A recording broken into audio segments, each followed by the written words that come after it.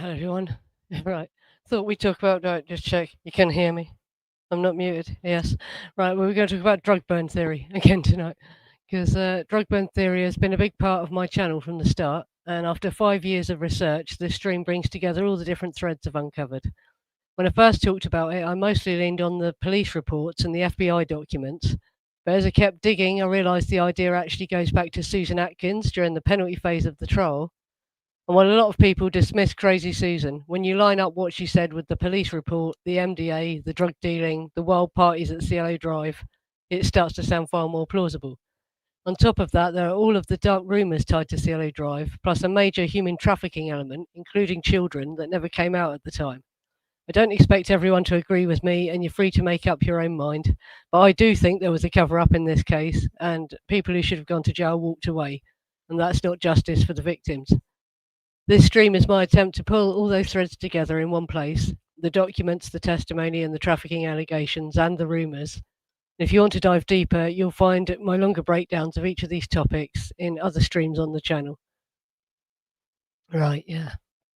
And after I've finished reading the slides, I'm going to add RR Underground and Capone, and we'll do some discussion, obviously. Yeah, just thought it'd be interesting to get other people on, and Capone has been a mod here for so long. He knows everything. He was at the streams, the original streams I did. So yeah, and our Underground has obviously independently researched the Manson case. If you look at his channel, he'd already done a stream on the Manson case, before. He became a moderator over here. So yeah, they're relevant people. Yeah. Right, so I'll get into reading the stuff out pretty quickly, because this might turn into quite a long stream. I might just let this stream run long and not do an after show. Yeah. Like I say, and we'll get, like I say, the discussion will be a bit different. I'll just read through everything and I won't pause for discussion as I'm reading, and then we'll discuss it again later, And yeah, but it's so complicated. Like when I first, like I say, the first streams I did, I was just talking about the police report and the small bit of the FBI report that covers drugs. But the more I've looked into it, obviously over the years, there's lots and lots of weird stuff about that house. Cielo Drive is just a really strange place, and was before and after the Polanskis moved there. It was just, the whole place is weird. It's just, there's so much. And recently I read Steve McQueen's biography. There's two biographies I think I quote from, and Warren Beatty's biography. They were more involved with the Cielo Drive thing and that, and more is confirmed in those books. The more you dig, the more there is. And like I say, I'm not presenting this as absolute fact or right, and you make your own mind up, obviously, but it's insane. I'll get straight into it so we can move on to the discussion part, obviously. Oh yeah, and Cass Elliot. Yeah, we don't even mention her much in this, yeah, but obviously I've done lots of streams about Cass Elliott's involvement, but she only gets mentioned a little bit. Yeah. Anyway, yeah, let me get into it. Right. Right. So, well, on August the 8th, 9th, 1969, Cielo Drive, Los Angeles, the victims were Sharon Tate, Jay Sebring, Abigail Folger, Wojtek Frykowski, Stephen Parent. The official narrative was the Helter Skelter cult murders, and alternative theories include drug burn and copycat killing. The official story presented the killings as random acts ordered by Charles Manson to ignite a race war, but investigators and transcripts reveal a darker reality, drug debts, trafficking networks, and a plan to mimic earlier violence to save one of their own. And what is a drug burn, just to explain it? The definition is a fronted drug deal where money or drugs never change hands, or the drugs provided are bad or entirely fake. Common in the late 1960s Hollywood scene. MDA was a new psychedelic, so it was unknown, so it could be a source of burns, as no one knew what it should look like or anything like that. There was no way to tell if what you were being handed was real. And the family needed money, because Bobby Bosley here had been arrested for the murder of Gary Hinman on August the 6th, 1969. And the motive is said to be tied to narcotics and money. Family members are desperate to free Bobby. Discussions at Spahn Ranch about how to do it, and this is known as the Save a Brother motive. Bobby Bosley's arrest created panic within the family. Hinman's killing had roots in narcotics disputes, and Bobby's imprisonment threatened the group's stability. The women, in particular, began discussing desperate measures to secure his release. Susan was involved in the murder of Gary Hinman, so she was probably worried about what he would say to implicate her. The copycat plan, and this comes from the penalty phase, volume 77 of the penalty phase transcript, page 67 onwards, if you're interested. Susan Atkins, Leslie Van Houten, and Patricia Kronwinkel and Linda Kasabian discussed options. Linda said, just make it look like somebody else did it. If you make lots of them, they will cut Bobby loose. So the idea was to commit a copycat murder to free Bobby. Linda is also angry about being burned on a drug deal. This was no abstract conversation. It was a clear strategy. Linda Kasabian suggested that if more killings looked like Hinman's, the police would believe a larger drug vendetta was unfolding and release Bobby as innocent. Right, and Linda claims she had been cheated in Beverly Hills on a drug purchase. She said, I went up to buy something from them and they burned me for the bread. And this anger tied her support for the copycat plan. Targeting the Beverly Hills drug scene became central. Kasabian's resentment of being ripped off fueled her enthusiasm for violence. Her personal vendetta against Beverly Hills dealers dovetailed with the plan to free Bobby, putting wealthy drug users directly in the family's crosshairs. And this all comes from Susan Atkins telling us that Linda Kasabian apparently said this. And obviously Linda Kasabian had just walked and she'd just testified against them, so they would have been angry with her, wouldn't they? So you can understand fully why people question this. But the key victims' drug scene connections. Jay Sebring was a Hollywood hairstylist, known cocaine user, alleged dealer, and we have to say alleged because he was never convicted of it, and alleged violent sexual practices. I'll cover why that's alleged as well. Wojciech Frykowski was a heavy drug user, and he lived off Folger's trust fund. Abigail Folger was an heiress and financed Frykowski, also had heavy drug use. Stephen Parent was a peripheral, caught leaving the guest house, is what's believed, is what they tell you in the official narrative. These were not random victims. Sebring, Frykowski, and Folger were deeply tied into Hollywood's drug underworld. Their habits and associations made them plausible perpetrators for a drug burn. Parent was simply in the wrong place at the wrong time, if you believe he was really just leaving the guest house. And this comes from the police report. Well, it's actually the Tate Homicide Report, Part 1, it's called. Wojciech Frykowski, drugs and lifestyle. Right, he lived with Abigail Folger in a common law relationship, supported financially by her inheritance. It's like a trust fund, I think, isn't it? Heavy drug use documented. Cocaine, mescaline, LSD, marijuana, hashish, and MDA. April, July 1969, there were open invitation parties at the Cielo Drive with frequent drug use. Guests included William Doyle, Tom Harrigan, Pick Dawson, Charles Taco, Cass Elliott, and others. Police reports said narcotics parties were the order of the day, and the parties continued on into the early morning hours. Extrovert, constantly inviting new people into the circle. Frykowski's role was central. He was both a heavy user and a magnet for suppliers, creating a constant flow of drugs and dangerous people through Cielo Drive. His dependence on Folger's money made him both vulnerable and reckless. Frykowski and the MDA supply line. Canadian connection. William Doyle and Tom Harrigan, Billy Doyle he's known as, Toronto smugglers, became close with Frykowski and Folger, and Pick Dawson even lived at Folger's house. And apparently he tried to strangle Whittle K. He attacked Whittle K. Promised Frykowski access to a new synthetic drug, MDA. Mid-July 1969, Harrigan flew to Toronto and returned with MDA. It is known that he supplied at least a portion of this MDA to Frykowski. The witness account is the artist Witold Kachowski overheard Doyle and Harrigan promising Frykowski MDA. And Folger's psychiatrist, Dr. Marvin Flicker, reported that Abigail discussed Frykowski's heavy drug use, including MDA. The promise of MDA placed Frykowski at the heart of an international supply chain. Canadian smugglers, Doyle and Harrigan, linked Hollywood's elite directly to experimental drugs from Toronto, a connection that police later downplayed. And Folger and Frykowski both had MDA in their bodies when they died. It comes up in their autopsy reports. That's important to mention. Doyle and Harrigan smuggled cocaine and MDA from Canada. Violence documented, beatings and threats connected to stolen drug money. Frykowski sought out new synthetic drugs. shows direct link between Cielo Drive victims and international narcotics networks. These weren't harmless party favours. Doyle and Harrigan were violent traffickers who had beaten an associate with a hammer handle. Their willingness to use violence mirrored the atmosphere that bled into Cielo Drive. Right, and there's this from the FBI file. Shipment intercept linked to Polanski and Frykowski. Dated August 18th, 1969, 9 days after the Tate murders.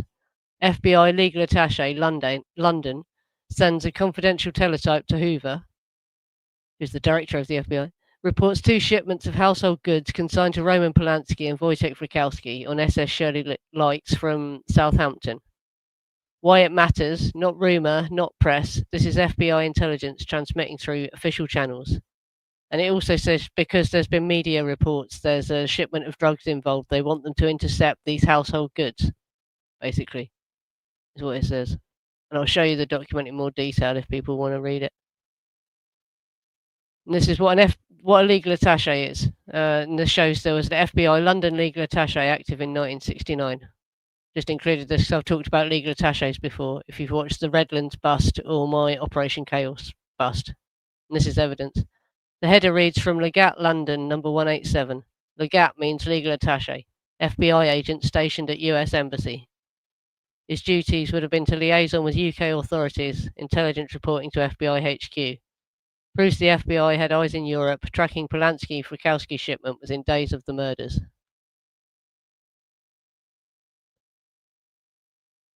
Right, so the shipments are still being consigned to Wojtek Frykowski despite his murder on August the 9th.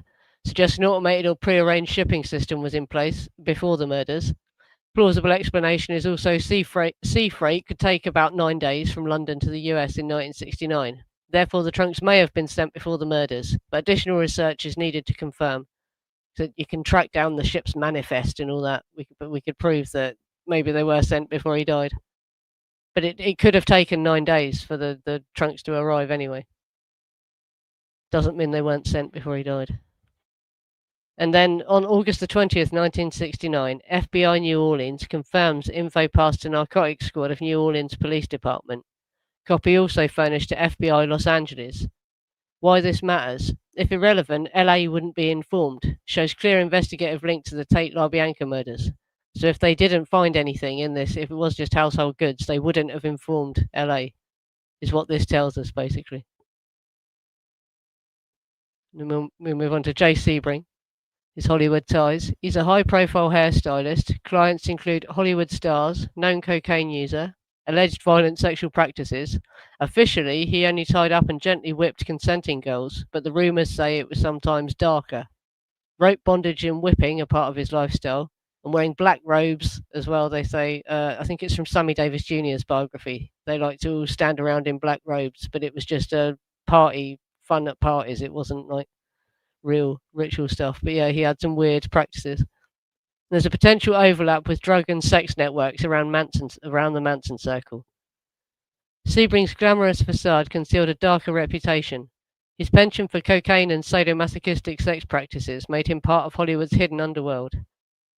A world intersecting with both the victims and the family. His drug dealing is confirmed by Steve McQueen's biography, and he was known to enjoy threesomes, including with Sharon Tate and other men and women, further entwining him in Hollywood's secretive circles. So that's all from Steve McQueen's biography. Did streams about them recently. Definitely watch them if you're interested in this side of it all. Abigail Folger, heiress to the Folger coffee fortune, $500,000 at the time. That sounds off to me. I'm sure it must have been more than that even then. But supported Frykowski financially and supplied funds for drugs. The psychiatrist noted she was preparing to leave Frykowski. Heavy user herself, marijuana, mescaline, MDA, cocaine. Both she and Frykowski had taken MDA the day they died. Abigail Folger was more than collateral damage. She was a key enabler. Her wealth financed Frykowski's lifestyle and narcotics connections. Yet privately she expressed doubts and planned to leave Frykowski, a rift that added instability to the Cielo scene. It is possible she knew Manson, Susan Atkins and Patricia Krenwinkles from her volunteer work at the Haight-Ashbury Free Clinic, where the Manson family all lived nearby at that time. And she also funded activities at the Straight Theatre where Bobby Beausoleil performed with his band orchestra. Some speculate she was one of Manson's wealthy backers, like Charlene Kafritz. And I found photos of Charlene Kafritz. Next week I will probably talk about her. I'm just trying to confirm a couple more things. There's very little known about her. We've got to cover who Charlene Kafritz is. But she's rumoured to be like, not all the Manson girls lived on the ranch with him. He's supposed to have had wealthy backers that lived in the Hollywood Hills. And Charlene Kafritz is like one of the confirmed ones. And it's always been speculated Abigail Folger might have been one as well, basically. Stephen Parent, 18 years old, he was a visitor to caretaker William Garrettson. Unlucky timing. He left the guest house as the killers arrived, shot in his car while trying to leave property. Possible defensive wound on his hand, and his watch was cut off and was in the back seat. Unlike the others, Parent had no deep narcotics ties. His murder highlights the brutality of the night. Anyone who crossed paths with the killers became expendable, silenced to prevent witnesses. Yet Parent was not entirely a clean-cut outsider. He had formed for burglary as a juvenile, was thought to be a kleptomaniac, and his criminal record was nearly as bad as Susan Atkins. Tom O'Neill uncovered that Parent was also in a relationship with an older ex-priest, adding another layer of vulnerability and complexity to his story. I have covered this in detail in a dedicated stream. And we've talked a lot about was Garrettson lying about how well he knew Parent? Were they more involved? We'll get into that when we get to the discussion point. Then I get Capone and that on here. So the dark rumors of pornography being filmed at Cielo Drive. Alleged sex tapes of celebrities, Mama Cass, Steve McQueen, Warren Beatty are the strongest names that are most repeated, and also Yul Brynner and Peter Sellers. Suggest many tapes may have been stored at the house. Sound reports indicate activity long after 1 a.m., implying others may have returned to remove illegal tapes and drugs. Whispers surrounded Cielo Drive even before the murders. Investigators and later Bugliosi admitted pornographic films were found, including shocking claims involving Sharon Tate. Rumours extended to Frykowski. Reports of noises at the house after the official time of death suggest the clean-up crew may have removed tapes and narcotics before police arrived, though many sources say the police did find tapes as well. Because, repeatedly, Dennis Hopper said the police told him they found the tapes. I think Bobby Beausoleil also says the police told him they found the tapes, so... And then even darker pornography and abuse allegations. The rumours get worse. Darker rumours. Not all filmed encounters were consensual. Young people allegedly picked up on the strip, drugged, tied and whipped without consent. And Bugliosi admitted pornographic footage existed of Sharon Tate with two black men filmed by Roman Polanski, said to be against her will. There's this alleged incident. The Canadian dealer Billy Doyle was drugged and raped by Frykowski and Sebring in front of a crowd. And there's an alleged sex tape of Susan Atkins and Jay Sebring, and there's a bestiality rumour. I won't go into any more detail about them, but I have done streams where I go into more depth about all these horrible rumours.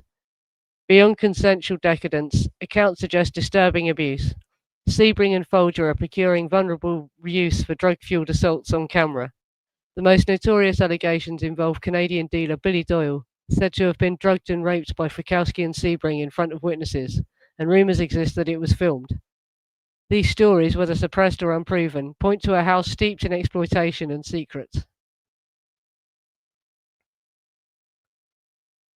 Just to summarise the drug burn theory, Kasabian targeted Beverly Hills drug dealers who burned her.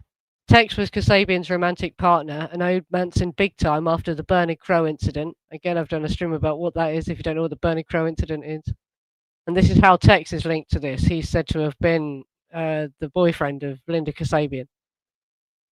And so he owed Manson for the Bernard Crow thing, so he had to go and get money somehow. So he joined Linda Kasabian in this attempted robbery that turned into multiple murder.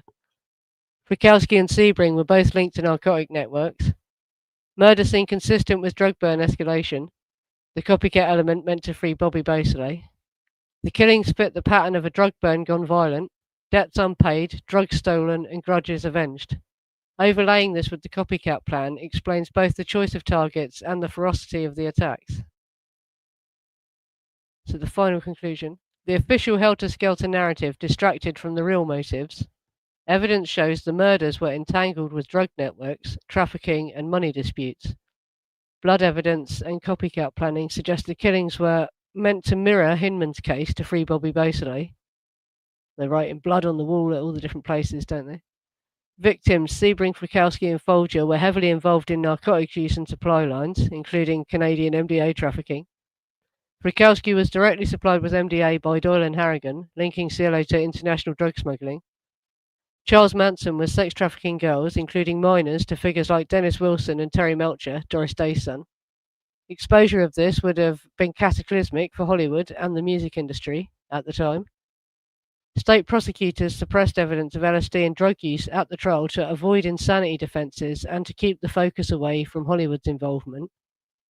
The Helter Skelter cover story served to bury inconvenient truths, the trafficking and drug economy, and the reputations of powerful men. Taken together, the evidence paints a picture not of random cult violence, but of a calculated cover-up. The Cielo Drive murders intersected with international drug smuggling, Hollywood debauchery, pornography, and sex trafficking. Rumours of celebrity sex tapes and alleged assault on Canadian dealer Billy Doyle deepened the sense of a house filled with exploitation and secrets. Helter Skelter became a convenient smokescreen, ensuring that the sins of the rich and powerful never came to light. So yeah, basically, as you can see, they just are basically...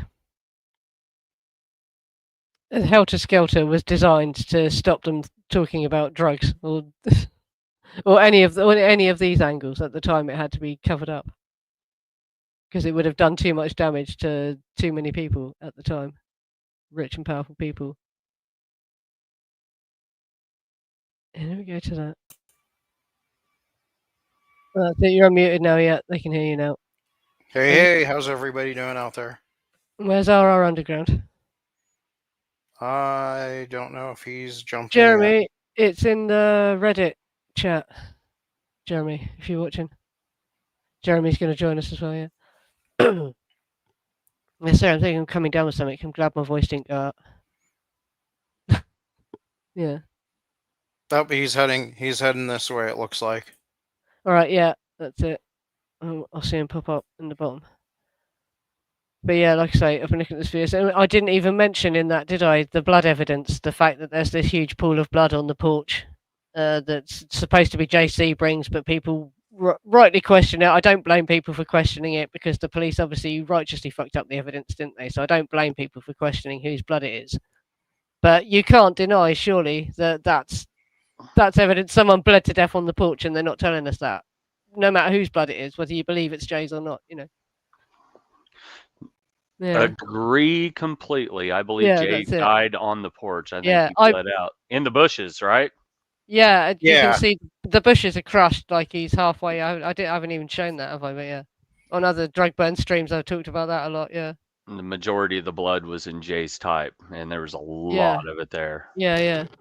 Yeah, and you can even see like the legs on the porch. And if you look at the pictures of his body as well, there's not a lot of blood under his body. If he bled to death there, where's all the blood there? Do you know what I mean? It's like he was moved and his body was placed there after he had bled out somewhere else. He hadn't bled that much onto the floor in the living room. Yeah, you've got a pregnant woman who's, for all intents and purposes, 8.5 months pregnant, and then a man in there who supposedly both bled out. But that room's pretty devoid of blood for that. There's a lot of blood in the human body. Yeah. That is said, both of them. Abigail was going to leave Wojtek, she told her psychiatrist. And everyone knows, has heard this, haven't they now, that she was going to leave Polanski. She had drawn up divorce papers, it said. I mean, that's believable. Yeah. That's it. It's just so sad. But she was thinking she would wait to have the baby before she left, I suppose. Well, and the thing was, she didn't want to leave Europe. She wanted to stay there, and Roman made her leave and go back. So. But it's not the police department that concealed it, Mark Oliver. It's the DA. It's the government or whatever. Yeah. The district attorney. It's the Vincent Bugliosi. Elites, that didn't want it to come out, and they could afford to. Terry Melcher was Doris Day's son. He's like old school Hollywood, isn't he? They had fixers in these days. They did just erase evidence of shit like this. Wasn't Evil Younger the DA at that time in LA? I think. Yeah. So Evil Younger's known for being one crooked motherfucker. Yeah. Like look him up and look what was a lot of the stuff that went on in LA during that time and with the LAPD. So LAPD had people on the take and they made cases. No, I haven't seen it. That isn't younger. why I've done this. No, that isn't. That really isn't. In case anyone's wondering that, I haven't watched it. No. What's good by Helter Skelter? I've never heard of it. That's George Stimson's channel, I assume. Are you talking about George? Yeah. But he recently did something where he questioned. He said that he doesn't think the blood on the porch is Jay's. He thinks it's Frykowski's and stuff like that. Yeah, he calls out people that are doing drug burn stuff, basically. Yeah. But the drug burn angle is really the only thing that really makes sense. I mean, I think it seems the most plausible. And like I say, I'm not presenting everything as right. People make up their own minds. But to me, if you put it all together, it all looks like it all adds up to And especially when you bring in the biker angle with the straight Satans, almost certainly knowing Tex and knowing them through the LaBianca's daughter, who lived literally across the street from Tex at one point. And Dorgan and the straight Satans and all of that. Like, there was definitely some drug shit going on. What is it on? And there's also like this weird thing Manson said about the Hells Angels as well, isn't there? And apparently he said to Nicholas Schreck that he didn't know what Tex was doing while he was living with Rosina, but he knew there were bikers involved there. So was Tex involved with other bike gangs as well? We'll never bloody know because he's never going to admit it. I don't think he will ever tell us exactly what he was doing. I think Tex had a handler. I think Tex was was the one that was involved with the FBI. And if there's an MK Ultra angle to this, it's through Tex. It's not Charles Manson. Yeah, that's what I want people to look at Tex more. I think Tex looks the more likely candidate, and him getting handed the rosewood seeds and living so close to Lookout Mountain and all this sort of stuff. It's just Wonderland Avenue. Yeah, right. Right. And so and so you look at that, and that's what he did, and he was into dealing drugs. And Linda Kasabian, before she was even on the scene with all these people, she was into dealing drugs, and she stole money from people, and that's what they did. And so when you rob drug dealers and steal money from people, large sums of money, people will kill you for that. Yeah. Period. It's happened, done it? Yeah. And also if they're violently sexually assaulting people. And when you're making people porno, don't like that sort of thing either, do they? Yeah, that's it. When you're making porno and you're having like group orgies and dealing drugs and living that lifestyle, this is what happens. And it's almost like there are people who want to reject the notion of this being a consequence of the victim's lifestyle. It's high risk lifestyle, isn't it? Yeah. And and I'm not trying to blame and shame the victims as well. This is the thing, but you cannot avoid. This is a high risk lifestyle. If you do these sorts of things, something bad is going to happen to you. Basically, The Helter Skelter angle is a better story for TV movies and books and shit to sell, which is why they did that. And Bugliosi was actually working as a consultant for police shows at the time. So like he has a creative interest in the crime genre to sell stories to Hollywood. And I mean, what is LA all about? It's about the fucking story, about making a movie and about everyone living in their own movie and everyone being famous for 15 minutes, as Andy Warhol said. So I have a feeling that in the Manson file, sorry, I've just seen this, Acapella asking this in the chat, I've got a feeling that in the Manson file, he says that it's a secretary that worked at his salon. You know, he had the salon office place. That the blonde woman that went round is meant to be the secretary that worked there. But in Steve McQueen's biography, it says he ordered the cleanup because he was paranoid because his drugs was on the packaging, which shocked me because that means Steve McQueen was directly involved with Jay Sebring's drugs. Because if you're just going to score drugs off your dealer, you don't handle the big packet of cocaine. You just take your little bit of cocaine, don't you? But Steve McQueen was afraid. Which gangster was she dating? She was dating a mobbed up guy from Chicago. That secretary. Yeah, this is the other thing as well. There's all these connections. And Jay Sebring's nephew says he looked into it and found none of it was real and that it's all exaggerated or whatever. But it's like, they would say that, wouldn't they? But, or maybe people didn't want to tell him. You know what I mean? Because it's his uncle. It's just people just don't want to say it to his face or whatever. Yeah, it's just.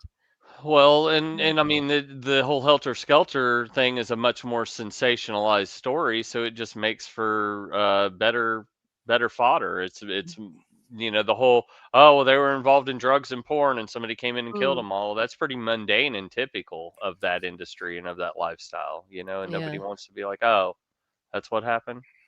But that is, it's It's definitely what happened. They were shipping those trunks over from Europe. Roman Polanski was shipping those drugs over to Jay and Wojciech to that house on Cielo Drive, and we know that. We have that document that you put up in there, and that the trunk that got seized was probably the one they were waiting on. And when Sharon's clothes and everything got there, somehow somebody got tipped off that it's like, okay, the trunks are here. And they all came up. Understand, at this time, it was easier to get the speed pills in London. We have a place called Harley Street in London where there's loads of private doctors. And if you're rich enough, they'll give you anything. Everyone knows this. It's always been that way. But it was probably even worse in the 60s, right? So all the actresses were probably going and buying as many speed pills as they could get and were taking them back in their luggage. Because back then days, they didn't search people's luggage so much in that, did they? They cracked down on it when narcotics trafficking became big. And they also had those pharmaceutical heroin jacks that you guys got back then. Yeah, that's it. Yeah, you could get heroin from doctors in the UK back then. Yeah, absolutely. So they had those. So they get the amphetamines, the heroin jacks, methaqualone, which in America is called Quaaludes, but over there it's called Mandrax. Any barbiturate sleeping pills as well. Those sorts of things. Yeah. And the hash. Hey, Sam. To address Sam's point here, where they're saying that there weren't any narcotics found in the house, we haven't been told what the fuck was in Stephen Parent's car, man. Like the missing hi-fi is probably in Stephen Parent's car.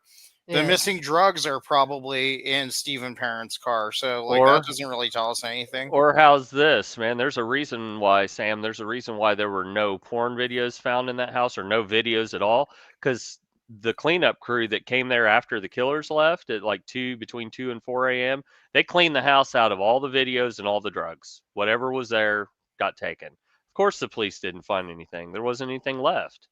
But this is the thing as well. Loads of people say the police did find tapes, didn't they? So they didn't get all the tapes. They found one. They found the one in the loft. Yeah, but it's implied they found more as well. No, I didn't hear that. I was told there was but only they did one. find drugs in Sebring's car. There's newspaper reports saying that there was drugs in Sebring's car. And there was weed. And there was a joint in Sharon's ashtray and things like that. Yeah. Yep. Not implying she smoked it because Jay was sat in the bedroom with her, but there was a joint in Sharon's ashtray or something. There was evidence of drug use in the house, basically. Yeah, it wasn't. Yeah. God, with those fucking house guests in there, I think I would probably have to smoke weed. And 2 dead bodies with MDA in their system that lived in the house. That's evidence of drug use, isn't it? For sure. Yeah. Yeah. So where'd all the MDA go? Yeah, it down Abigail Folger and Wojciech Frykowski's necks by the look of it. Yeah. Well, I mean, they cut off their own supply when they. Well, this is it. Did the doiling. Yeah, it's shocking they did that too. How could they think the Canadians were going to let that go and keep supplying them MDA after the doiling? I know. It suggests, I wonder, because there's loads of talk of them going on like a 10-day mescaline trip. I wonder if they lost their minds on mescaline and didn't know what they were doing or something, or if they really were just that stupid and arrogant to sit there unarmed after you've done something like that as well. I can't believe they weren't armed and under better security after they had done something like that. James, they didn't see the video. It was in the loft. They missed it. They would have taken that one too, for sure. And then apparently that's the one in Helter Skelter that Vince Bugliosi called. I'm going to do like Capone, call him the bug. That's the one in Helter Skelter did that Vince said was just a video of her and Roman making love, which of course he told Tom O'Neill that it was like Sharon being forced against her will to have sex. To respond to what Mark said, because after I read Gerritson's polygraph test, I started to think that. I started to think it sounds like Parent was just trying to case the house like a burglar. He was just wandering around the house looking for ways in and out, and Linda Kasabian found him because Linda Kasabian was told to walk around the house. So I wonder if because we've always, because we speculate, we call them the pool boy mafia, don't we? We imply that all these lads knew each other, and Stephen Parent was an audio whiz kid, and he did have previous for burglary and stuff like that. He also had it is plausible sexual proclivities as well. He was in a relationship with an older man as well, and the people that he worked for confirmed that the old man was ringing up and they were berating him like they were a married couple. If he was late for dinner, this old man rang up and said, "Where are you?" It's like, 18-year-old boy as well. It's just so Rudy Altobelli approves. And Rudy he wanted to be I barely mentioned him as well. Yeah, but engineer. Yeah. He was trying to be a studio engineer too, so sure. knowing guys like Melcher and Wilson, like those guys would have been huge for him, right? Right. He managed a lot of actors. He managed James Woods. Yeah, Rudy stuff like that. Yeah. Sure. Because James Woods tweeted he just read Chaos and he'd heard crazy stuff about his old manager, meaning Rudy Altobelli, and stuff like that. Yeah. Well, and the whole thing is as hell, and he's just like this. The putting up of the young men in the guest house. I've done streams where I read out his testimony, and when they're asking him about how many different boys have lived in his guest house, he can't tell them. He can't remember. And they say they're meant to be exchange students, and they say, "Where did they go to school?" And he goes, "I don't know." And it's like, well, if they're fucking exchange students, wouldn't you know where they went to college at least? It's like, I don't care about them. I just care about their ass. Dodgy as hell. Yeah. and that's they the were guy who owned the house. And Olivia Hussey European. got raped there and all this. Yep. Olivia Hussey got raped, and he had custody of her when that happened because she was so young. She was only just 18 and stuff like that. It was like, whoa. No, he was a weird dude. That's it. To piggyback off of what Capone was saying, yeah, they were all like a bunch of Eastern European ones, like Polanski and Frykowski as well. So having that connection and having them come from across the Iron Curtain, so to speak. Yeah, what's going on with his like communist? Is there some kind of communist intelligence ties here, or what? What's going on with these guys that Rudy's bringing over? But I want to piggyback off your other theory too, that Garrison was one of the was working with them on the inside. Maybe he's the one that brought Parent in. Was like, hey, the trunks are here. I need some muscle. Won't you come here and help me out? There's a stereo if you're interested, because he knows he likes stereos. So he says to get him involved. He says, "Oh, come and get this stereo. I'm gonna, yeah." They're not gonna be needing it anymore. Come get this. Yeah, that's it. Yeah, shit. Yeah. God. Yeah. My God. Yeah, me and my guys are taking the drugs. If you want the stereo, we need another. We need another guy to watch our back. Another vehicle to come and take the stereo or whatever. Yeah. It's real. That's how shit like that happens. Yeah. And he had a clock radio on him for some reason, and they used that as his alibi for being there. He showed up to sell Garrettson a clock radio. That shit might have come from inside the house too. Yeah, well, maybe they did. I'm gonna tell you what, those Sony clock radios from back then were tanks too, man. I still have the one that my grandparents had. That's just like the one that was in Stephen Parent's car. It's actually in a barn right now playing music for cows still to this very day. Like, it's still rocking. Those things are awesome little machines. So I get it. James, the hi-fi in the house was a big, like, not a console, but like it was in them days it would have been a big thing on wheels with a glass door and that, wouldn't it? Yeah. And so they were worth thousands of dollars. The stereo that was in his car was actually a little Sony clock stereo, like an alarm clock with a built-in stereo, which was in 1969. That was a novel thing to have an alarm clock with an AM FM radio in it. That meant you were uptown. That was a big deal. But we don't know what was in the trunk of his car. No. So the hi-fi that's missing from the house was probably in there, is what I think. Yeah. And he probably just grabbed the clock stereo on the way out, thinking, "Oh, I'll take this one too," Yeah. Yeah, that probably came from either Sharon or Gibby's bedroom. It could be from the guest house as well, because the maid wouldn't know what was in the guest house, would she? The maid would notice if there was a clock radio that had been nicked because she had to dust it. But if it's from the guest house, she doesn't clean the guest house. She only cleans the main house, doesn't she? She's only there to work for the Polanskis, so she wouldn't know if something got nicked from the guest house.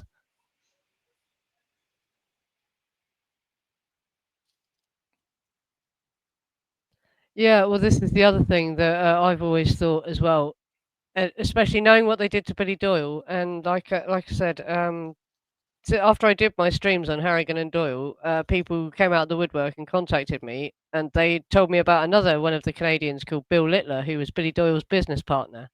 And he sounds like a really, really violent man, and he was associated with the Toronto Vagabonds, bikers, and he ran a security company for them, and he was supposed to be a mercenary for the CIA. After he got kicked out of the Canadian military, the CIA recruited him and stuff like that. He was part of that scam university. Yeah, so the Canadians were serious, is what I'm trying to get. The point I'm trying to make is, right, the Canadians were not people that you would do something like that to and then expect to get away with it. So I find it hard to believe that these people all died like that and they weren't involved at all. Do you know what I mean? I wonder if they somehow knew Tex or they joined in somehow. And there's the other man was involved. Another man was involved.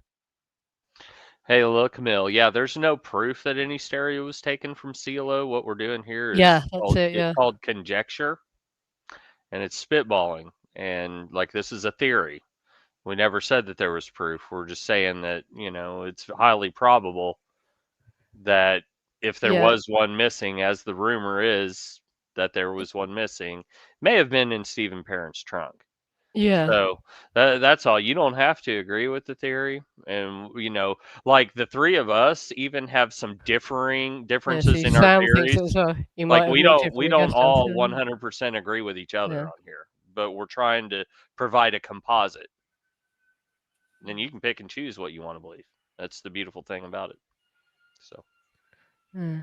Yeah, and Stargazer was saying that Parent sounds like one of those sociopathic thieves that we all knew in elementary school, or the kind who constantly likes to set fires. You know what? That might have also been a trauma response from Parent, because he was most likely being abused by the priests, like the pedo priests, for God knows how long before he like kind of moved into the pool boy mafia Sure. of his own free will, and I don't even know if it was really of his own free will. I don't think anybody just jumps into the pool like that. Mm. You have to wade Just out into it first before. Oof.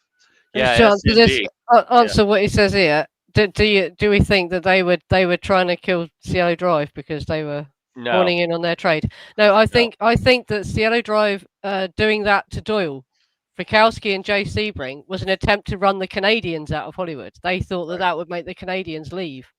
So that it was Cielo were trying to run the Canadians out of Hollywood because they wanted to run the drug trade.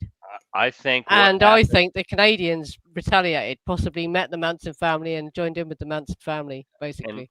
if it wasn't the Canadians, what happened is they went up there in an attempt to get the drugs that they were already owed and try to maybe get more money for Bobby Beausoleil. And when Yeah, that went sideways, I mean, yeah, so Tex and Sadie were on crystal methamphetamine, and Tex was already basically criminally insane from the day trip yeah. forward. Okay, so that Just convert, everything combined, everything. He yeah, was dropping anything he could, by the sound of things, from what he says. and Yeah, he was just with the taking kind of so many drugs.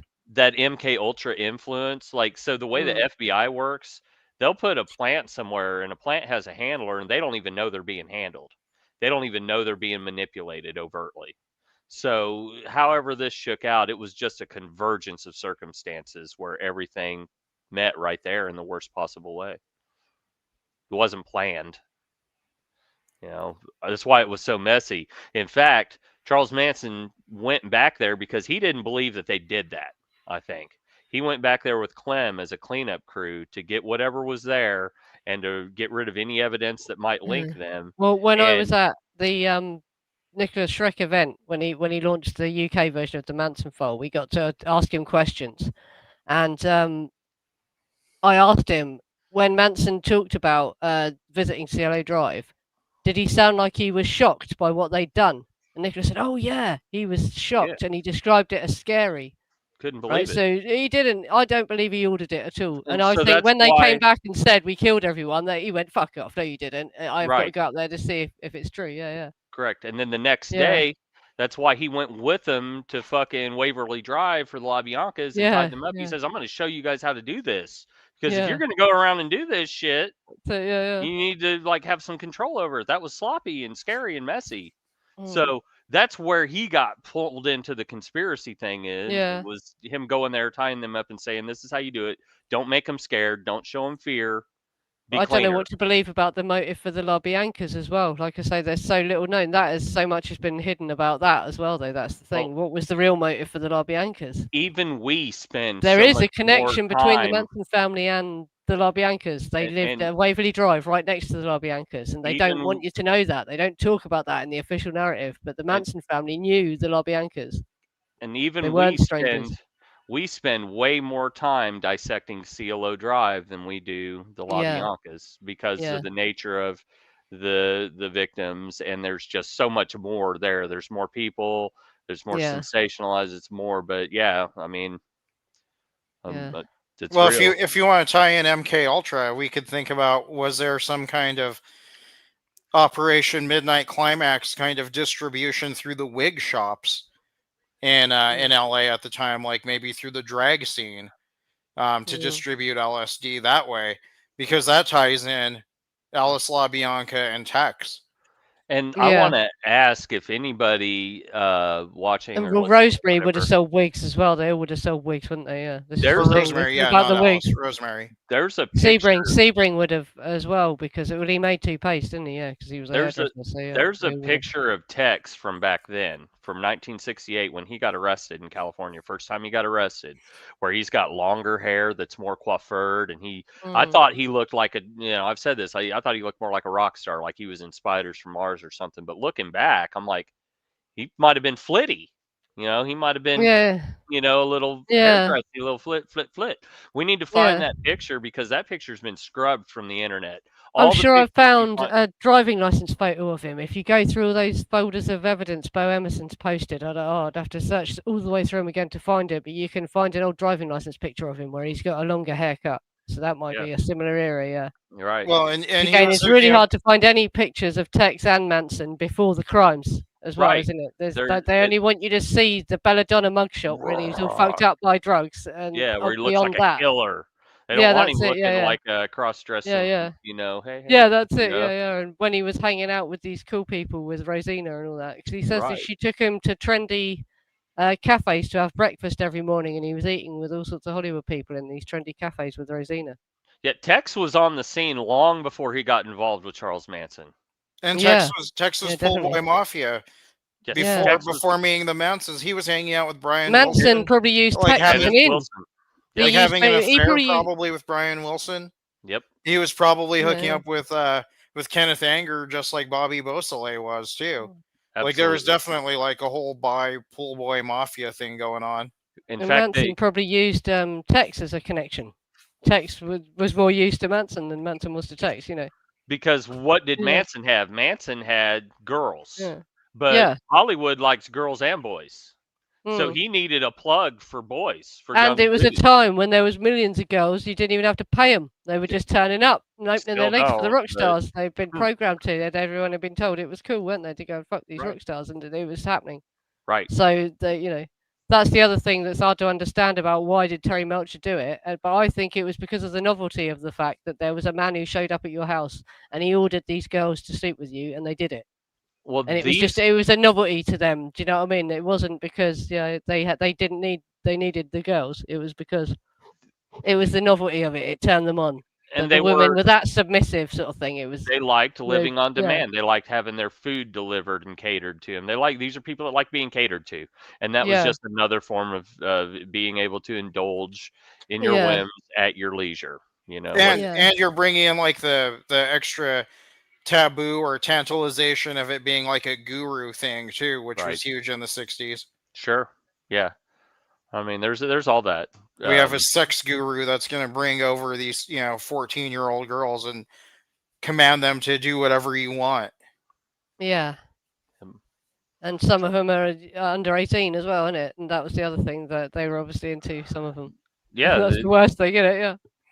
It was about indulging in all those taboos and being able to break those chains. And what's a new age, they called it. It was,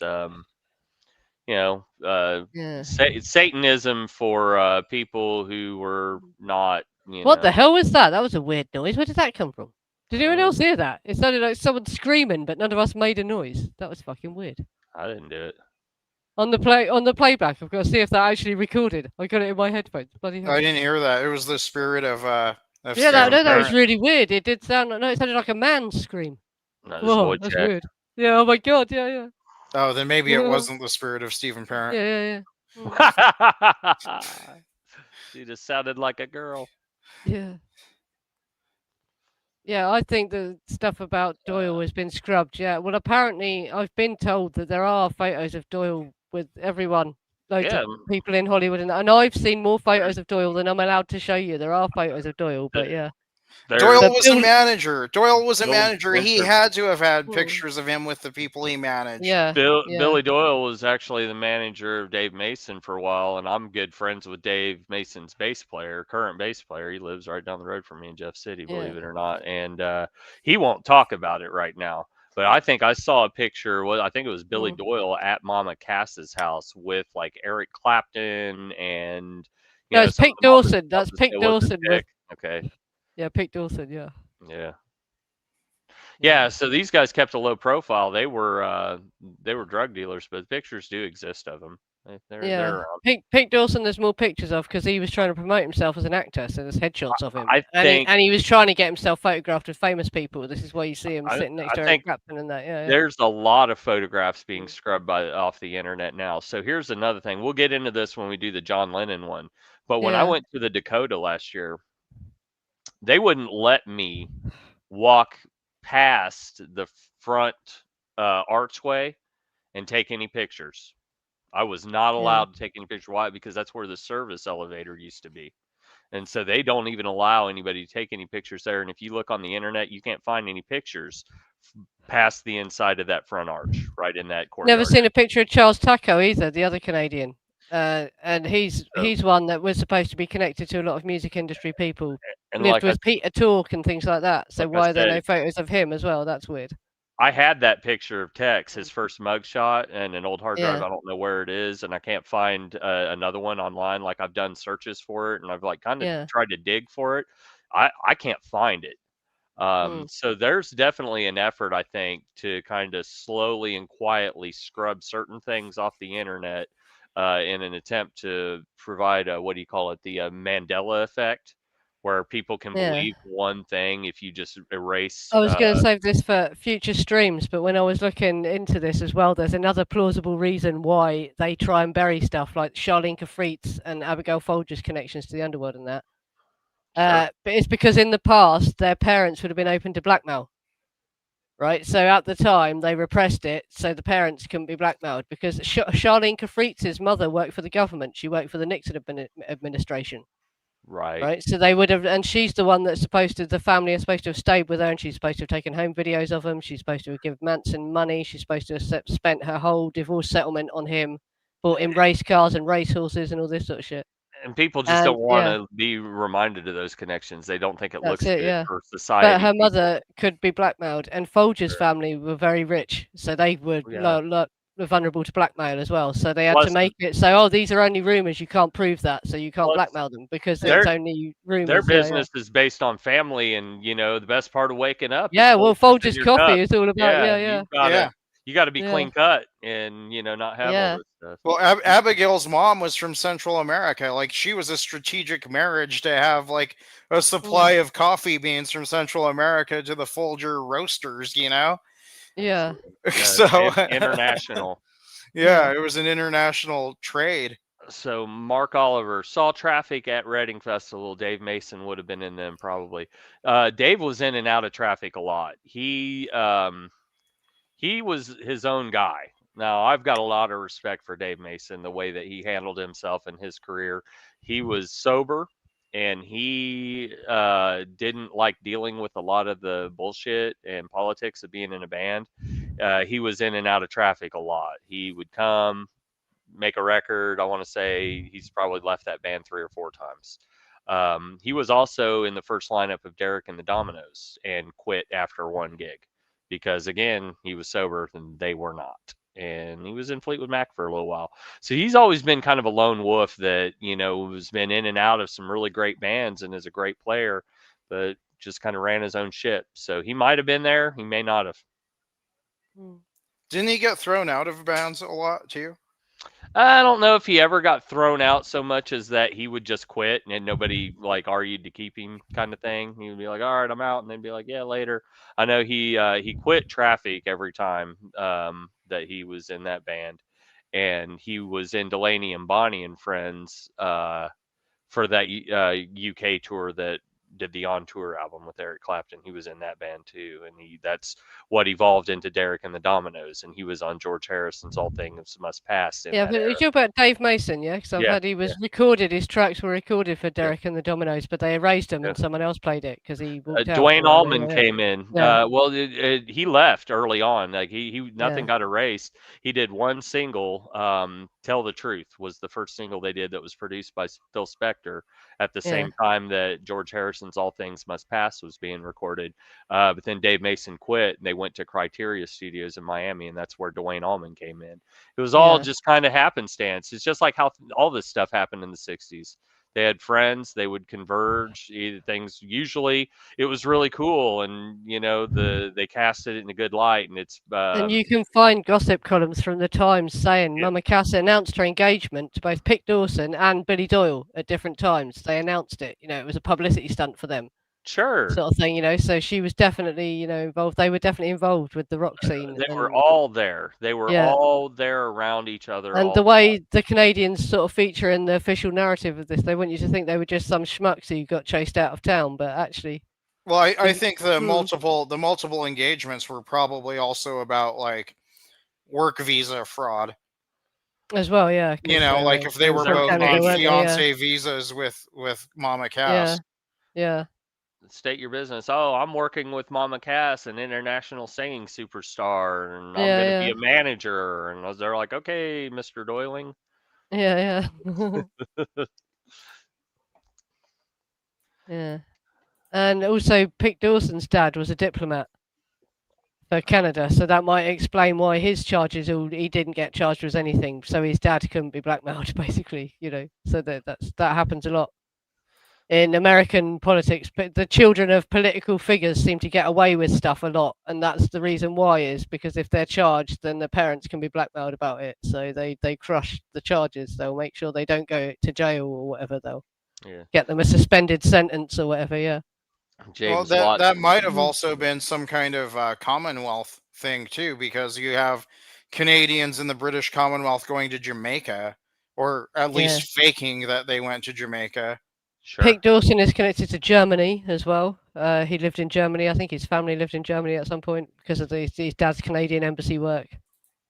And Bill Littler also was stationed in Germany at some points when he was doing shit and stuff like that. Acapella, $350K is still a hell of a doiling in 2025, sir. Yeah. That'll get you doiled. Yeah. Yes, sir. James Watson says that he is glad that Derek and the Dominoes recut Tell the Truth. The Phil Spector version was insanely fast. Yeah, that was called cocaine.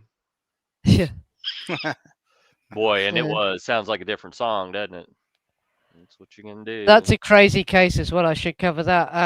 The Phil Spector. Jim Gordon and Phil Spector. Yeah, both. No, but the Phil Spector, the night that woman died, the police fucked up massively. Oh, right? yeah. Right. They let him walk back into the room and start interfering with the crime scene, and he freaked out, and they had to taser him. Yeah. In the crime scene, so he knocked shit all over the place, and they found one of the barbs from the taser. The thing that falls off the barb when it goes in his back, underneath her foot.